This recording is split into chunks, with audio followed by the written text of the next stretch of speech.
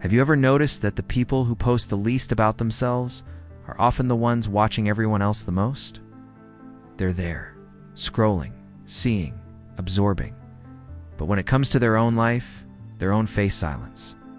And it's not laziness, it's not shyness.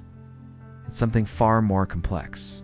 There's a version of you that exists only in your camera roll hundreds, maybe thousands of photos that no one will ever see. Why is that?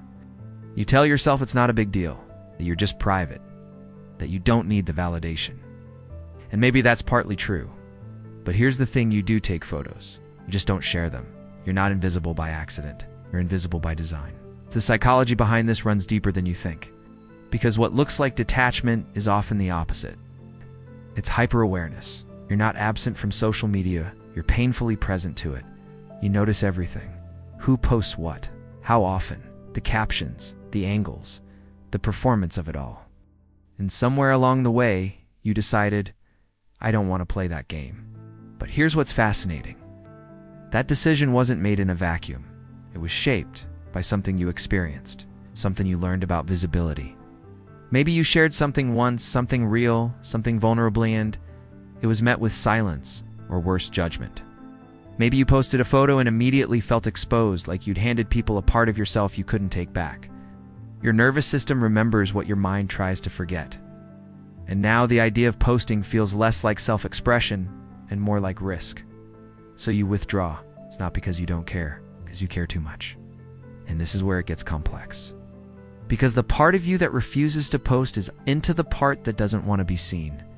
It's the part that's terrified of being seen incorrectly. You're not avoiding attention, you're avoiding misinterpretation. You're protecting something fragile, the gap between who you are and who people think you are. Silence isn't emptiness, it's control.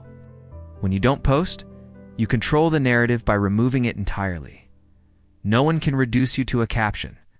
No one can project their assumptions onto a frozen image of you. Stay fluid, undefined, safe in your complexity. But the truth is, this strategy costs you something. Because over time, invisibility becomes isolation. When you're never in the frame, people forget to include you in the picture. Not out of cruelty, out of habit. The algorithm doesn't favor silence. Neither do relationships. The people who post regularly stay top of mind. They're celebrated on birthdays, tagged in memories, thought of first, and you're loved. But quietly, distantly, in a way that sometimes feels like being forgotten. Maybe that's the real paradox. You don't post to avoid being misunderstood, but your absence is misunderstood anyway. People assume you're doing fine, that you're just low-key, that you prefer it this way. They don't know you're watching. They don't know you're there at all. Here's what's really happening beneath the surface. This isn't about social media. It's about attachment. It's about how you learn to regulate your need for connection. Somewhere you internalize the belief that wanting to be seen is needy, that sharing yourself is narcissistic. The safest way to exist is to take up as little space as possible, and anyone in your position would feel that way. Because you probably grew up in an environment where visibility came with consequences, where showing up fully meant being criticized, dismissed, or used as material for someone else's narrative. So you learned the less you give, the less can be taken. Your brain is trying to protect you. Out! But it's using an outdated map. Because the danger you're avoiding now isn't the same as the one you faced then. The people in your life today aren't the ones who taught you to hide. But your nervous system doesn't know that yet. It's still standing guard at a door no one's trying to break down anymore. And over time, this changes how you love, trust, and show up in the world. You become the person others have to chase to know. The one who deflects compliments. The one who listens beautifully, but never quite lets anyone listen back. You give and give, but receiving. That feels unbearable, because receiving requires being visible.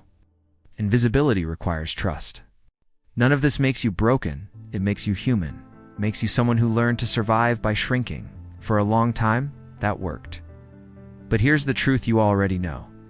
Even if you haven't said it out loud yet, you're tired of being a ghost in your own life.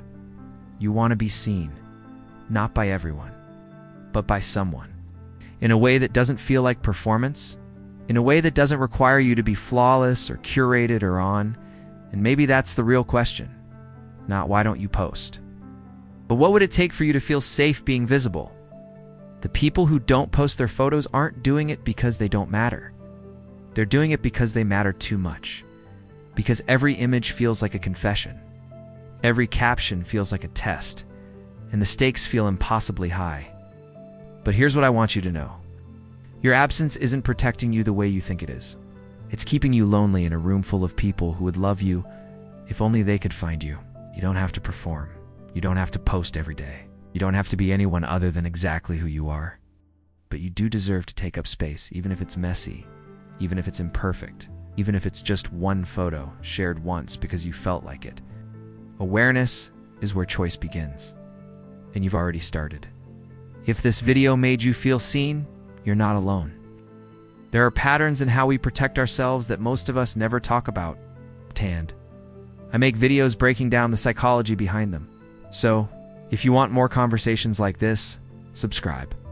Because next week, we're diving into why some people can't accept compliments without deflecting. I think you'll recognize yourself in that one too. I'll see you there.